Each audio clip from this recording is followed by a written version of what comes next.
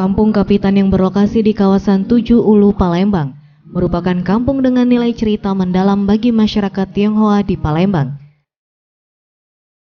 Seperti pada suasana Cap Gome kali ini, Kampung Kapitan menggelar festival di setiap perayaan Imlek dan Cap Gome. Keturunan ke-14 dari Kapitan yang sekaligus pengelola Kampung Kapitan, Mulyadi menerangkan, di setiap perayaan Imlek dan Cap Gome, Kampung Kapitan kerap dipadati oleh pengunjung dari dalam maupun luar negeri, mulai dari yang ingin mempelajari sejarah maupun yang hanya ingin mengunjungi dan mengabadikan momen dengan barang-barang peninggalan Kapitan, seperti altar sembayang, rumah ibadah dan rumah leluhur, hingga potret sang Kapitan itu sendiri.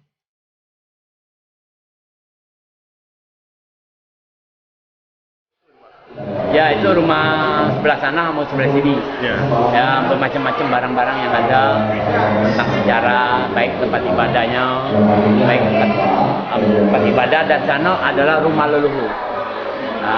Itu peninggalan, ada makam Kapitan, ada